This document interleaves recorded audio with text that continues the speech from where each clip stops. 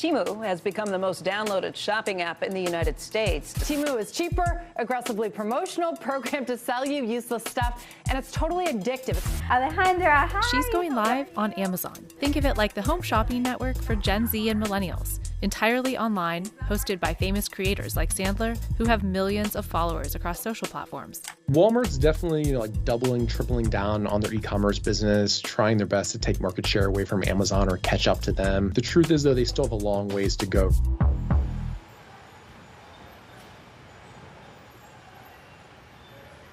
It's February 12th, 2023, the Super Bowl, Philadelphia Eagles versus Kansas City Chiefs, and a record-setting 200 million people are watching this moment. Wait, no, that's too far. Rewind. Download the Temu app and shop like a billionaire. Right there. Pause it. Wait, what is Temu? Okay, let's backtrack.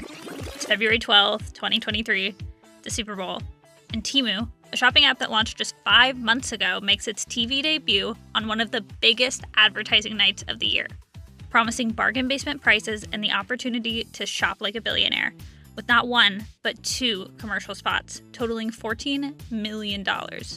The Super Bowl ad catapulted the up-and-coming shopping app into the mainstream, with app downloads jumping 45% and daily active users up 20% just 1 day later. By the end of the first quarter, Temu had racked up 19 million downloads in 2023. I'm sure you've seen this site, Temu, right? Shopping app Temu has become the most downloaded shopping app in the United States. Temu is cheaper, aggressively promotional, programmed to sell you useless stuff, and it's totally addictive. The company says that it's able to pass on those cost savings to American consumers. Wish.com, AliExpress, the others started a decade ago. They were like MySpace paving the path for Facebook, or BlackBerry paving the way for an iPhone. But where did Temu come from? And how does it make money selling dirt cheap products? And how did a relatively new shopping platform end up at the center of a political firestorm targeting Chinese e-commerce?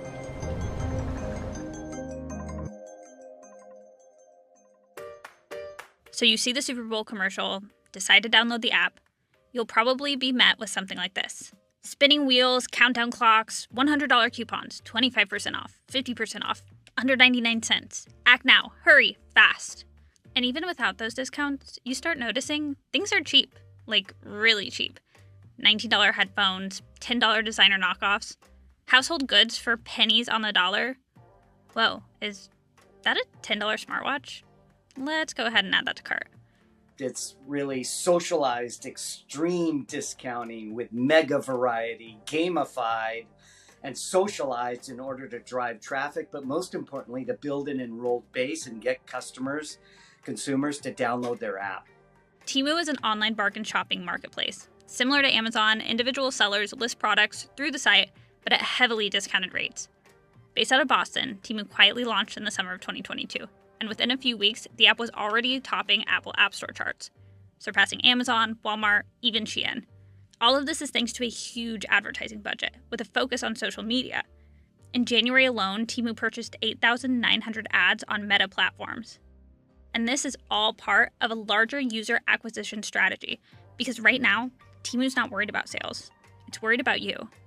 They're paying big bounties and referral fees for you and I and every other consumer to bring someone to the site, to download the app, and to make that first purchase.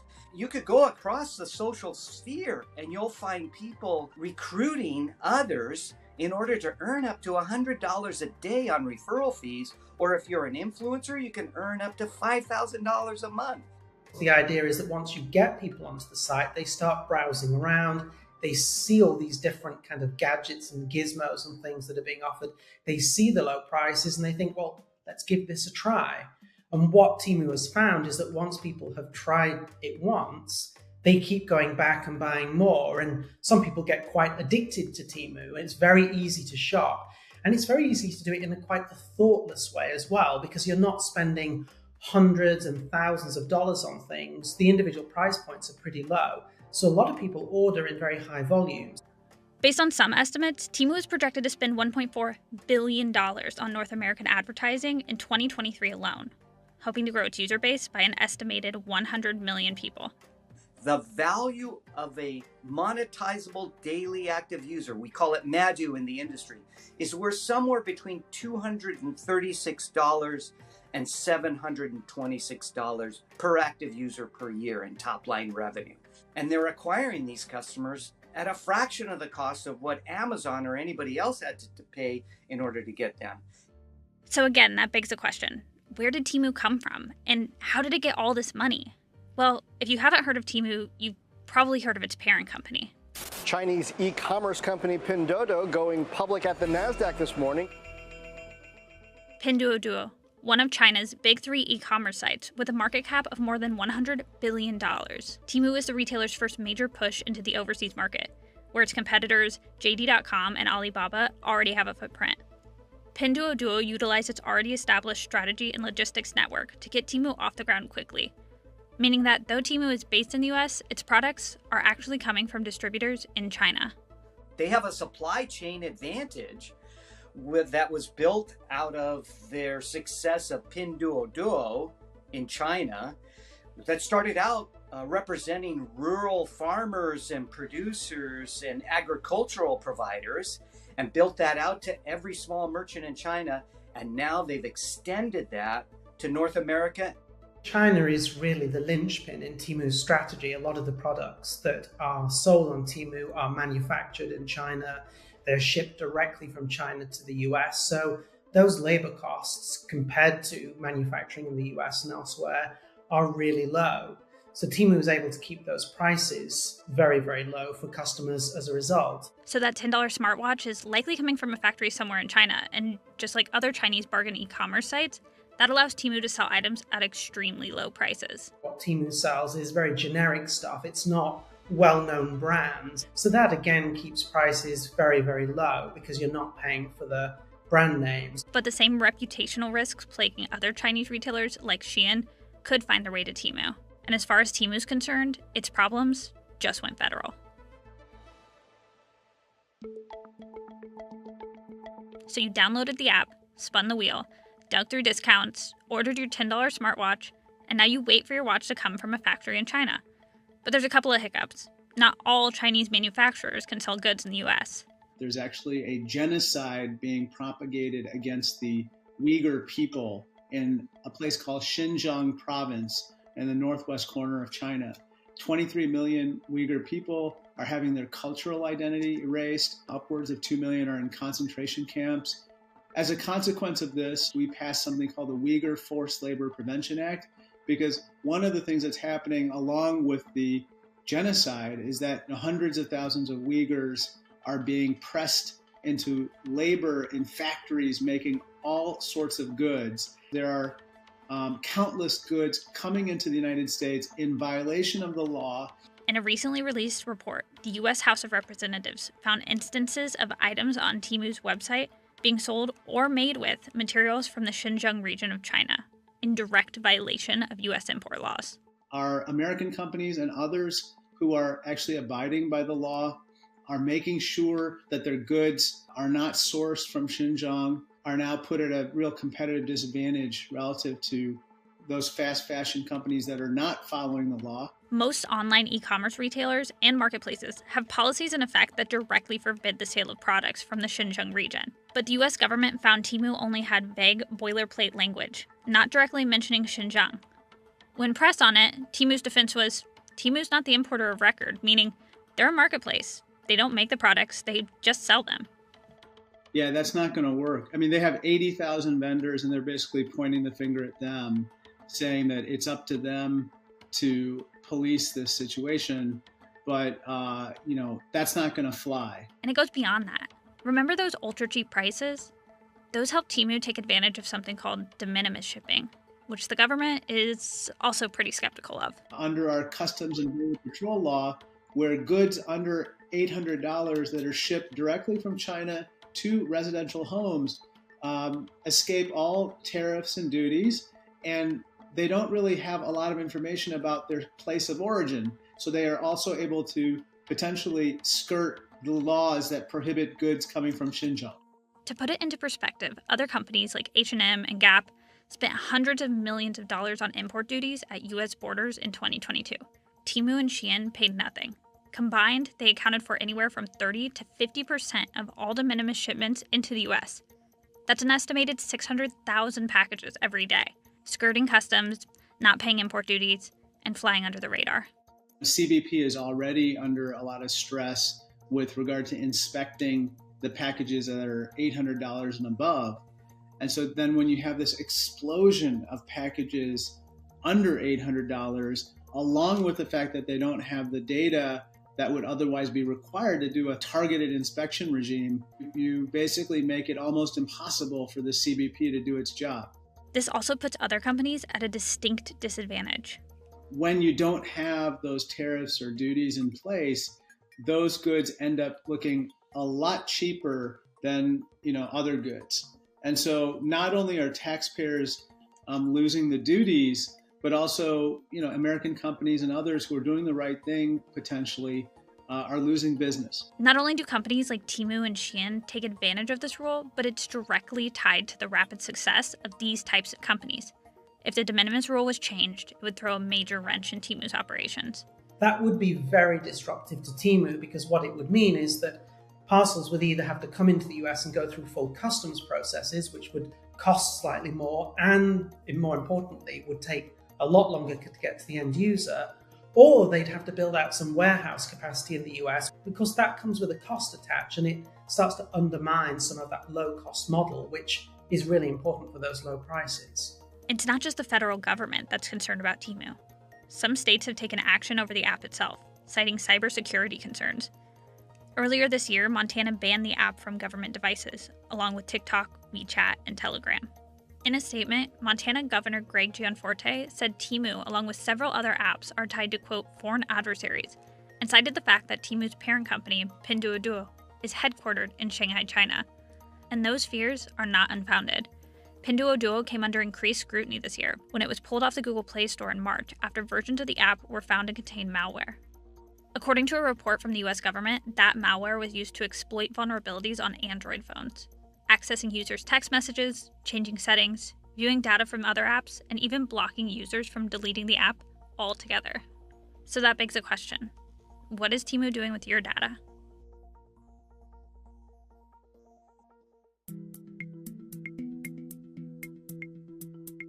So let's recap. You downloaded the app, scrolled through hundreds of listings, decided to take a chance on a $10 smartwatch. It is then made by a Temu supplier and sent to a Temu warehouse in China. The warehouse then ships the watch from China to the US, paying a grand total of $0 at customs. It is then shipped via the US Postal Service to its destination, and all of this happens in just about a week. So yes, we did in fact buy a $10 smartwatch from Temu. It took about a week for it to ship from China to us here in New Jersey. And yes, it really did only cost just around $10. First impressions of the box, it does look and feel kind of like an Apple box. And we know from the ads we saw of the original watch that that was the look and feel that this company was trying to replicate. But the watch face does look very similar to other smartwatches on the market. The ring on the side and the buttons are almost identical to that you would find on an Apple Watch. The watch straps are also rubber, very similar to Apple Watches. The only major visible difference is the charging port. While it does have a circular charging port, it does require a 2-prong charger, and the charger itself was very cheaply made. The watch also did turn on right away. The apps also looked nearly identical. The honeycomb effect is very similar to the current operating system on Apple Watches. Overall, the watch seemed to emulate an Apple Watch almost to a T. Even the icons for some of the apps internally were almost identical. Overall, it's a pretty good dupe. If I was in the market for a smartwatch and didn't care about quality, I probably would just get this. To most people on the street, it just looks like an Apple Watch. Every app needs a killer application, right? The killer app here is these mega variety, steep discounts. That's what brings them in. But they've married product sales with social. And they're starting by leveraging the existing social network in North America, but they'll create their own social network when they release team payments like they did with Pinduoduo in China. Team payments is the viral catalyst for ignition to growing this to 1 billion users beyond China. Remember earlier when we said Temu's not worried about sales, it's worried about you? Marketing and e-commerce experts say it's no mistake Temu is spending so much money to aggregate a user base. Many suspect Temu is gearing up to launch social shopping here in the US, a wildly successful shopping model Pinduoduo uses in China.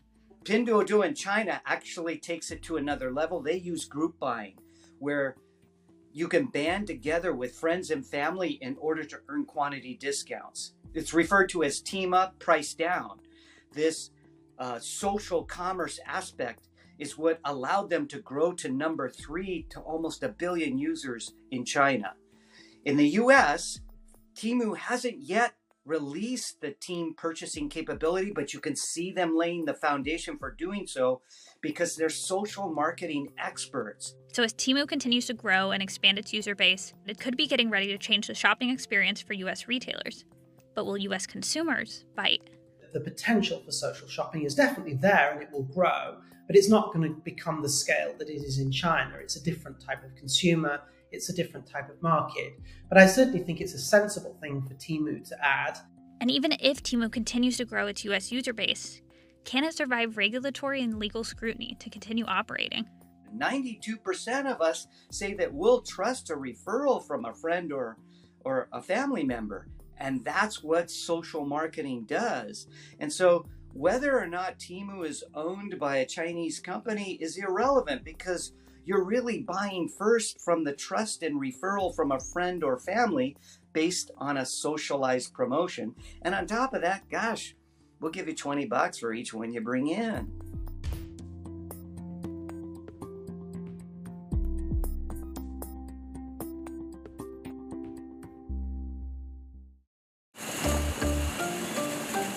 The boxes flying down the line at this 2.3 million square foot distribution center are sorted, scanned and labeled, then loaded into trucks destined for the shelves of the country's biggest retailer. Walmart employs more people than any other company in the world, and 90% of Americans live within 10 miles of a Walmart. Yet when it comes to e-commerce, Amazon is the clear leader, with 39.5% of the market share compared to Walmart's 7%. And with the global pandemic helping shift shoppers' behavior for good, dominance in online shopping is now paramount. Last year, people spent more on Amazon than at Walmart for the first time. Now Walmart's got a new playbook and new leadership as it races to catch up.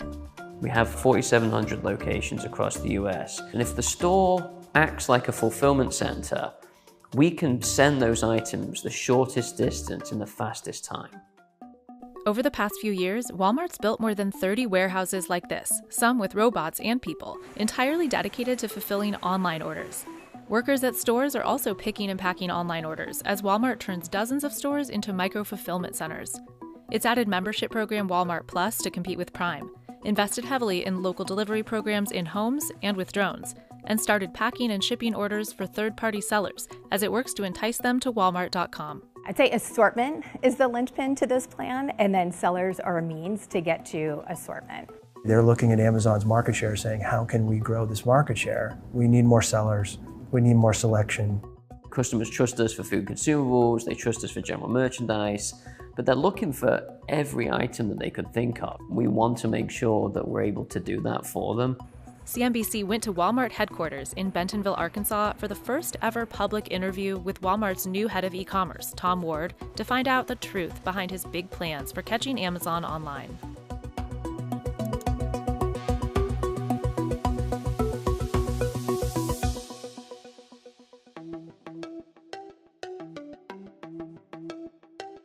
Walmart was founded in 1962 by Sam Walton, growing to nearly 2,000 stores by the time Jeff Bezos founded Amazon in 1994.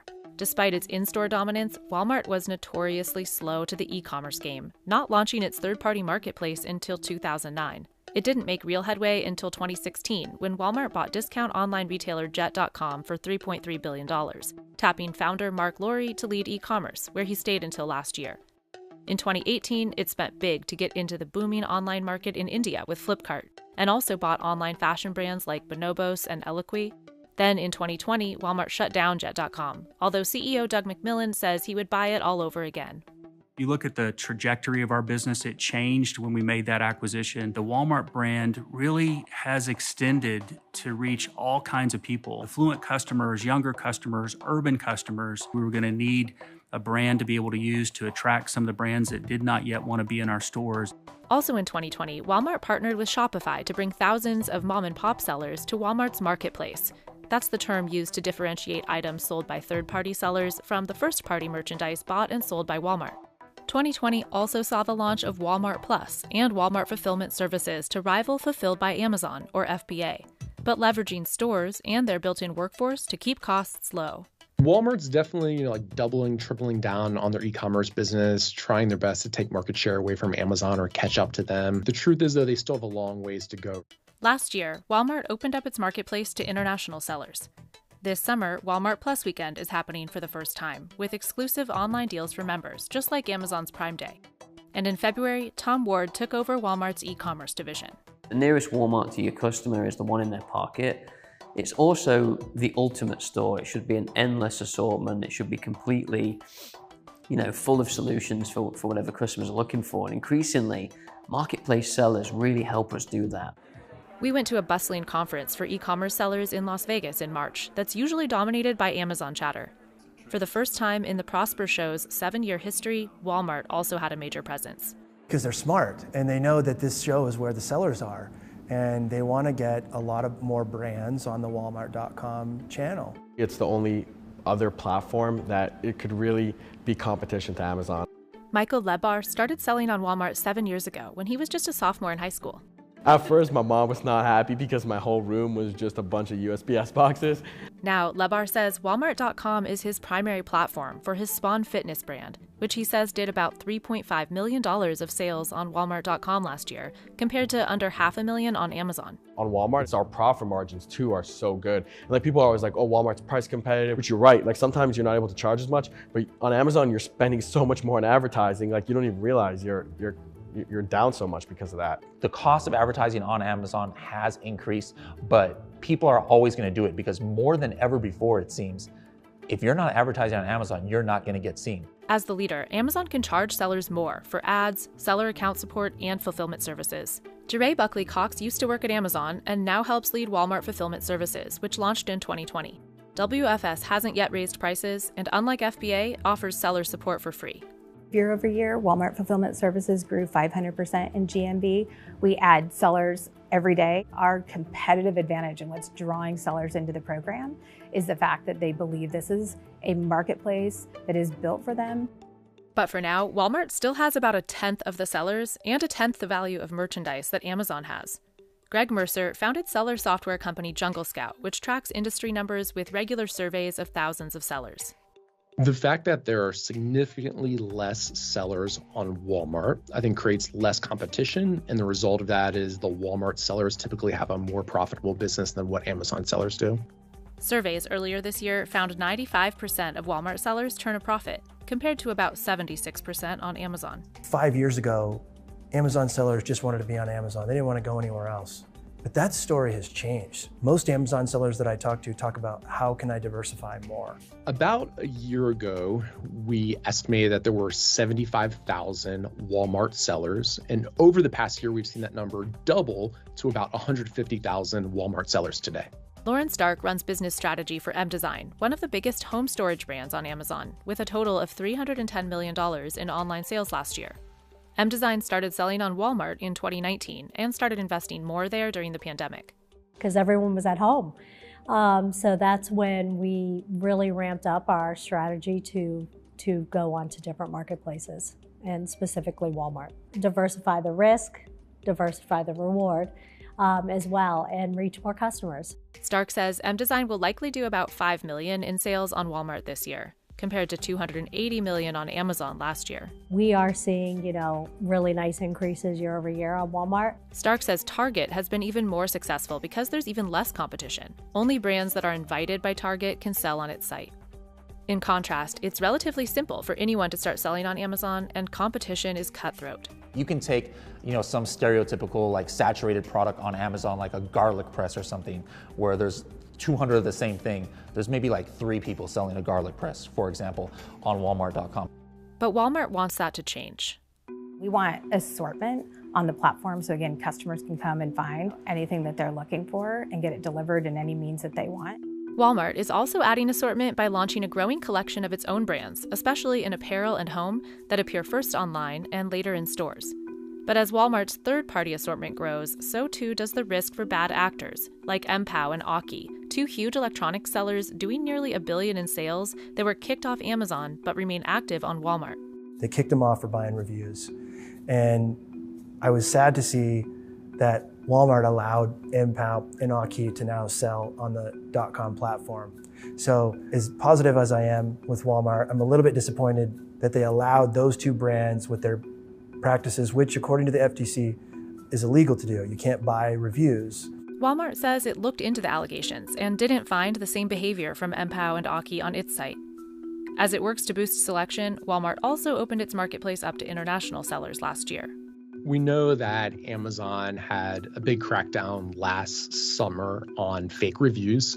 I think it primarily impacted Chinese sellers the most. That combined with Walmart allowing international sellers, we saw like a huge uptick in the percent of Chinese sellers on Walmart. Still, sellers say Walmart remains more stringent than Amazon when it comes to approving new sellers. We're really proud of the track record of having high standards for sellers to get vetted before they get on the program, and we're going to continue that. Another big way Walmart is enticing sellers, which Amazon can't match, is the opportunity to get products onto thousands of brick-and-mortar shelves. Because each store has to get so many cases in stock. I mean, it's like game over. If you're just like a private label seller, to be able to have your product in Walmart stores is like a holy grail. Our product was like at one point the #1 in the category on Walmart.com. So we got an email from a Walmart buyer being like, would you be interested in more talks? This year, for the first time, Walmart.com sellers were given first exclusive access to a program called Open Call, where sellers pitch their products for space on Walmart store shelves. Some 2,000 sellers applied.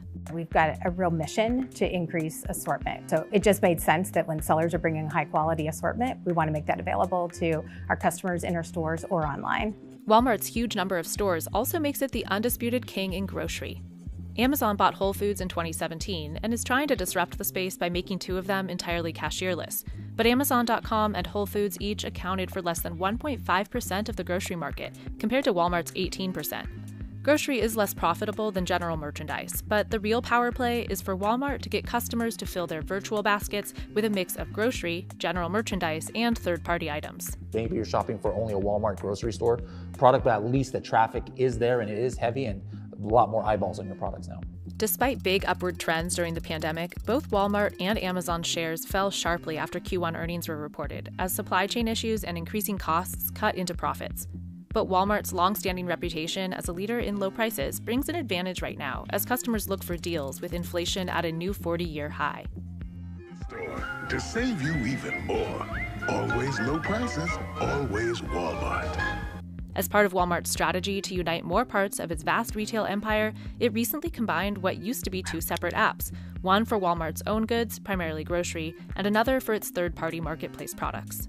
And wherever there's friction in that process, wherever there's two apps and there should be one under one roof, we're now working to remove all that friction. Walmart Plus, launched in 2020, also combines benefits for loyal grocery customers with online shopping perks. It's Walmart's answer to Prime, which Amazon launched all the way back in 2005. Prime now costs $139 a year for benefits like one-day shipping on more than 15 million items, 2-hour grocery delivery in 2,000-plus cities, access to Prime Day deals, and Amazon's entertainment branch, Prime Video, Amazon Music, Prime Reading, Prime Gaming, and Amazon Photos.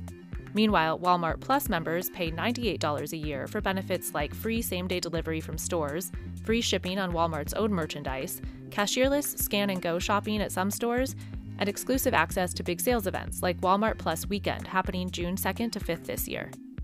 And amid record-high gas prices, Walmart just added extra fuel discounts for its Plus members, who now get between 5 and 10 cents off not only at Walmart's own pumps, but at some 14,000 participating stations, including Exxon, Mobil, Murphy, and Sam's Club. Walmart is also using its stores, and specifically their proximity to customers, as an edge, making big investments in speedy local delivery programs. People are coming to us for burgers and hot dogs, but they can buy a brand new smoker They can get a whole new swim set outfit. They can get all of that under one roof, in one application, in one place, and we can fulfill it for them with great speed thanks to our footprint. Last year, Walmart launched Express Delivery for Walmart's own merchandise that can reach your door in 2 hours or less for a $10 fee, with an additional fee of at least $7.95 for non-Walmart Plus members. This doesn't include marketplace items, but Ward says it drives traffic for those as well. We can say to a customer, hey, add these items that you want this evening, but if you want that very specific item, we can bring you that really quickly as well. Walmart has been ramping its logistics operations since at least 2017, building 31 separate fulfillment centers devoted to e-commerce, and investing big in robotic e-commerce fulfillment, following Amazon's lead. Also like Amazon, Walmart has independent drivers, what it calls its Spark network, who handle much of the cumbersome, expensive last-mile delivery. We can activate drivers to come and collect items and deliver them to our customer. But as the density grows, the cost comes down. So much so that last year, Walmart started delivering goods for other retailers in a program it calls Go Local. We've announced some really exciting clients like the Home Depot and the Chico's and others, including small and medium businesses. And what we're seeing is as they share in our last mile capabilities, our density increases and the cost for both of us go down. In Scottsdale, Arizona, Ward says Walmart's completed 5,000 deliveries with Cruise autonomous vehicles. And this vehicle turns up like magic outside and they can grab it out of the back seat. And then increasingly they can put their return in the back seat and send the car to the supercenter. Walmart also just announced it's expanding drone delivery by the end of the year, deploying them from 37 stores for a reach of 4 million households across Arizona, Arkansas, Florida, Texas, Utah, and Virginia. Customers pay $3.99 for items totaling up to 10 pounds to be delivered by drone in 30 minutes or more. In the same way that the store's starting to act like a fulfillment center, they're also starting to act like a drone launch delivery.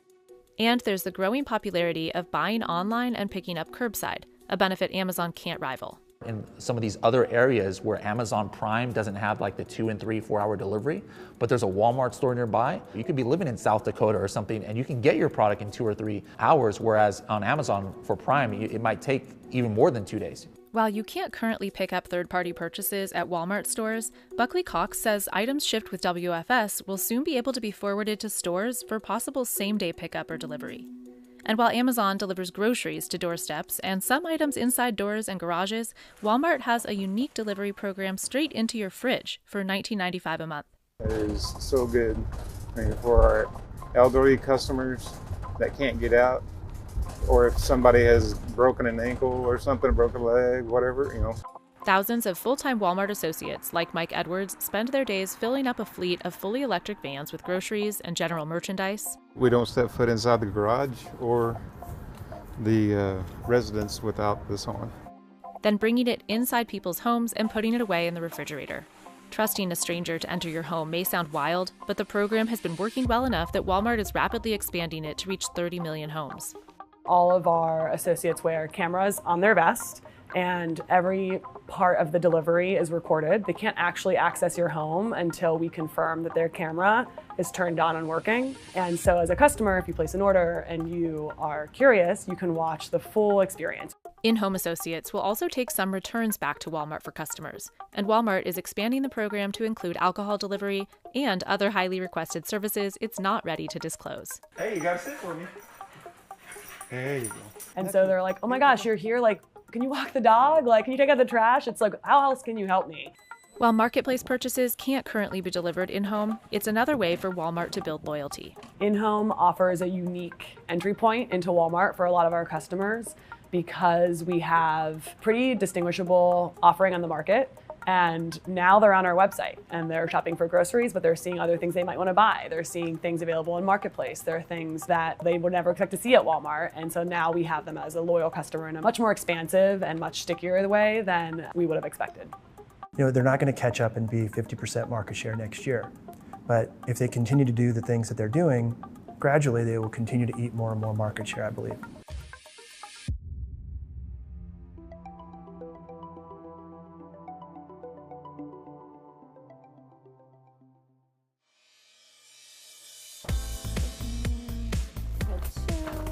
Miriam Sandler and her husband Mark aren't cleaning up their kids' playroom. 21 products. 21 products. Or setting up for a segment on QVC.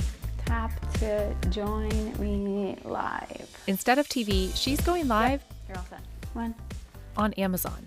Hi everyone, welcome back. I'm so excited to be live with you. I'm Miriam Sandler and I'm the face behind Mother Could. Think of it like the home shopping network for Gen Z and millennials. Entirely online, hosted by famous creators like Sandler, who have millions of followers across social platforms. Hi from Ohio, hi from San Diego, hello from Honduras, hello, hello. Alejandra, hi, how are you? We know that the vast majority of Gen Z consumers say that they now use social media as their first stop for shopping inspiration because they have built trust and they've grown up feeling authentic relationships with these people online. Amazon, TikTok, Instagram, YouTube, Shopify, they're all getting in on the game. It's a way to differentiate a product from the millions of others in oversaturated online marketplaces. One of my favorite cleaning products is a spin brush. They want somebody demonstrating it. They really want somebody showing the product, how it works, and showing its efficacy. And it's also entertainment. But the US is lagging way behind China, where 74% of consumers say they bought products through a shoppable live stream in 2022. In the US, 78% say they've never even watched one. In China, we're seeing 200 billion plus in sales. How do we mimic that in the US? And I think we're probably in the the mid hundreds of millions. It looks really cute. We go behind the scenes with creators to find out what it's like to sell via live stream and what it'll take for the emerging model to become a mainstream way that US consumers shop. Very cool.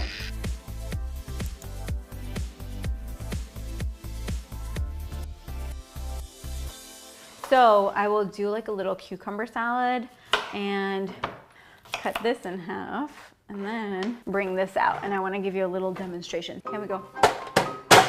Impulse purchases, driven by compelling live pitches, are nothing new. And this is the American egg. I am bringing it out on D-Day. For the last 4 decades, the Home Shopping Network and QVC have been broadcasting to tens of millions of US households. But as e-commerce thrives, traditional retail has been forced to evolve. In 2017, amid slowing sales, QVC and the Home Shopping Network merged in a $2.1 billion deal.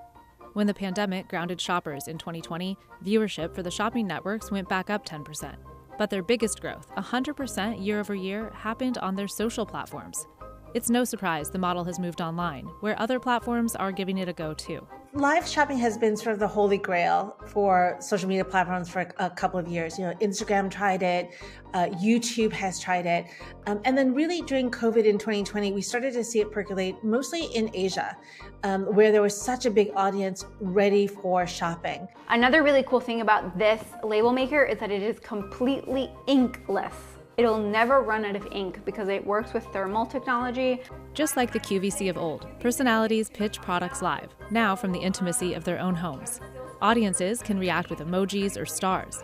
A chat window lets them ask questions the host can answer live.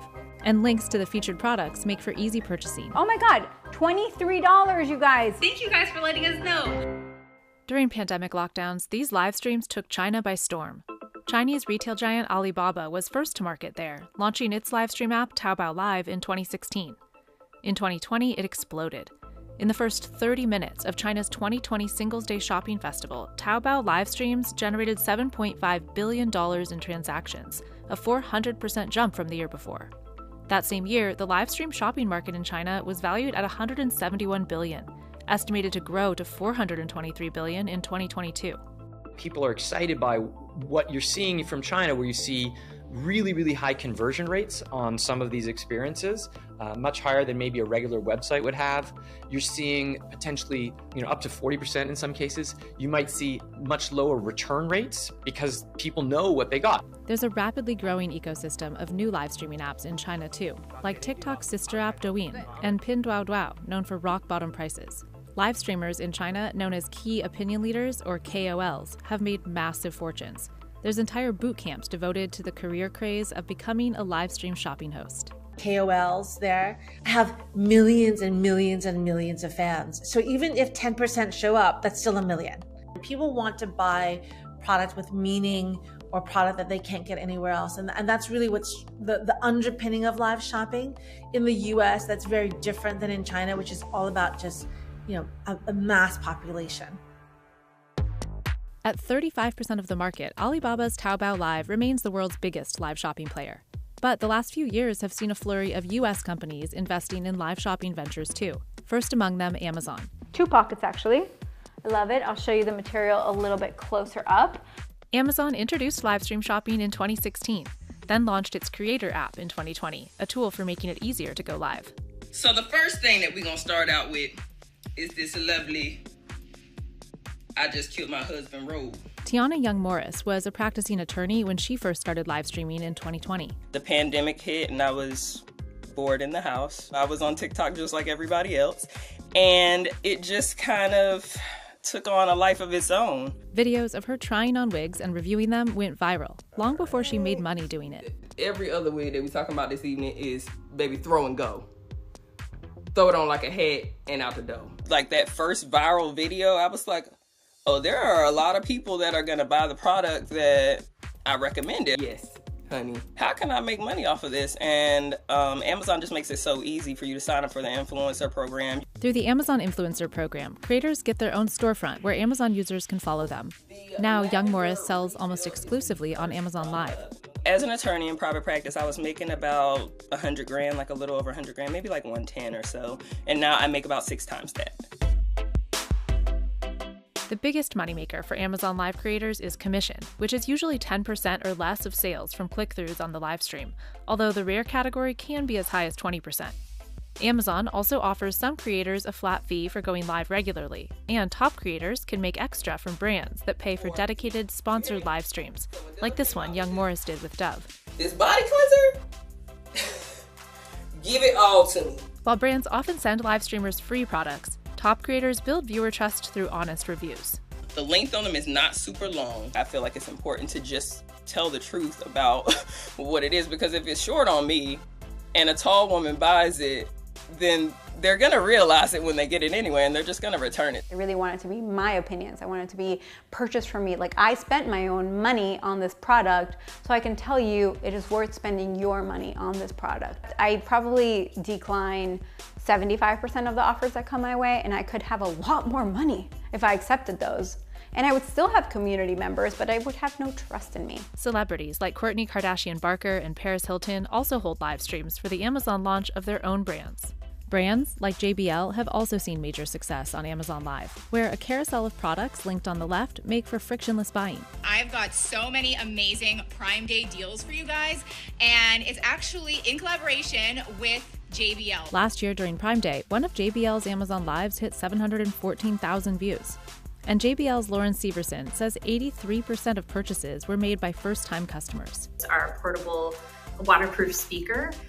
So that saw an 80% increase in the 2 weeks following of sales. And then we saw an increase of 22% of traffic to any of our JBL pages on Amazon. Vueltitas, mix, mix, mix. Mix, mix, mix. Sandler's career as a creator first took off in 2019 with viral videos, like this one that has nearly 80 million views on YouTube, demoing playful recipes and activities she does with her 3 daughters at her home in Miami. You are an excellent Play-Doh maker. So my husband was an investment banker for 15 years. One day we realized that I was making double what he was making, and he was making a really good living. So I was like, let's take a leap of faith, leave. And he left. It's probably grown 4 times since, and it's just crazy. Sandler's Mother Could brand makes the most on Amazon, but she has more followers on Instagram at 1.2 million, and TikTok with 730,000 followers and 11.7 billion views. I don't profit off any other platform that you can go live. Everyone coming to Amazon Live is essentially coming to buy something. They're there for that. I feel like if you are live on Instagram, live on TikTok, live on Facebook, they're there to see what's going on. Amazon Live is the most complete end-to-end platform. We could say it's in the BYOA category, bring your own audience. So they have to come and drive traffic there, which is a little more difficult than showing up and just turning it on. While Amazon is all about frictionless sales and high conversion, social media live shopping is more about growing followers and going viral. Products go viral all the time on TikTok, and Scrub Daddy is a great example Dyson Airwrap is another example. That's what differentiates the social platforms from Amazon. Amazon, you go there to find something you heard about or you're looking for.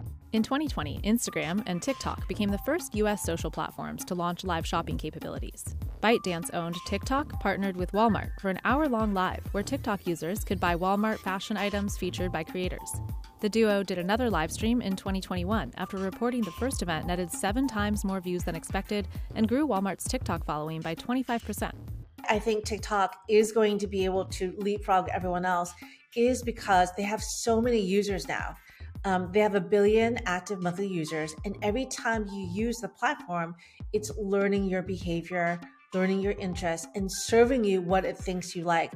But right now in the US, shoppers on TikTok have to navigate away from the app to make a purchase, eliminating a big potential revenue stream. So in the fall, TikTok started US testing of a new function called TikTok Shop. It allows users to buy directly in the app. And although it's invitation only for creators and merchants in the US right now, it has already launched in Southeast Asia and the UK. Now Shopify and YouTube have teamed up on live shopping efforts too. Announced in July, the partnership expands live shopping capabilities so viewers can click and buy without leaving YouTube. It's not just like, here's yet another thing that's distracting our youth with video selling, but it's actually, here is a new way that business is evolving and adapting to how the world is going to look in the future. Business owners like Cassie Ho can go live on YouTube and elsewhere to promote their own products. Ho first went viral with this Pilates workout video under her screen name Blogilates 13 years ago. Viewers asked her to sell merch featuring her screen name. And I was like, what? You want stuff with my screen name on it? And so I was like, okay. So then I remember buying like these shirts from Forever 21 and like screen printing Blogilates on it and put it up on Facebook. And then it sold out within minutes. Shortly after, Ho launched an activewear brand called PopFlex and started posting design process TikToks that get millions of views. 37 weeks ago, I attempted to make the perfect legging. She tries on PopFlex clothes live on Instagram, which she says leads to far more sales than TikTok. Right now, across all my social platforms, we have about 15 million followers and subscribers everywhere. And on YouTube, over 2 billion views. And then in terms of sales, PopFlex on its own is an 8-figure business, and then Blogilates on its own is an 8-figure business. Ho said she had her best sales hour of the year before Black Friday during an hour-long YouTube live shopping event. Sweatpants, they are happening tonight. It is happening. You need to go get them because I don't think they'll be lasting long. There's also a handful of startups developing new US platforms devoted entirely to live shopping. There's Network that focuses on sneakers and collectibles, Supergreat and Trendio for beauty products, and the biggest among them is TalkShop Live. TalkShop Live. TalkShop Live, TalkShop Live. Where Walmart held 150 live shopping events in 2022, and celebrities like Dolly Parton, Tim Tebow, and Jamie Foxx have gone live. And TikTok is reportedly in negotiations with TalkShop Live about outsourcing its live shopping efforts to the US-based startup. TikTok currently faces bans in several states due to concerns it could hand user data over to China. I have a feeling that before it gets banned, it'll probably sell or do other things to placate, authorities. But I don't think that it's going away anytime soon. And it really is the backbone of pop culture right now because it is the chosen platform of Gen Z.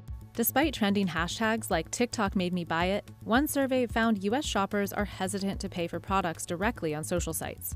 In turn, retailers miss out on the click-through and conversion data that's owned by the social sites. It's a big barrier to success for the business model, and one that's not an issue for Amazon Live or Alibaba's Taobao Live in China. As e-commerce platforms and not social networks, they keep buyers on site all the way through the sale. Amazon continues to grow its live stream efforts, launching Amazon Live in India last September. Meta, on the other hand, is scaling back its focus on shopping. It halted live shopping on Facebook in October and removed the Shop tab from Instagram's navigation bar this month. So we're bringing Create down to the bottom, front and center, and we're removing the Shops tab. And in China, the government is enforcing greater supervision over private industries, including live stream shopping. Some of its biggest live shopping superstars have been hit with massive fines or taken sudden unannounced breaks. Okay, so yeah, this is the tablet and this is the case. In the US, it remains to be seen whether live stream shopping is just a fad that took off while consumers were stuck at home during the pandemic, or if Amazon Live and social platforms have created a big enough draw for it to stick around for good. One thing I've learned about merchants, they're incredibly resilient entrepreneurs, and when they find something that works, it spreads. So yeah, let's hope that this is the year that we see that real explosion in live selling. Thank you so much. Have a great day.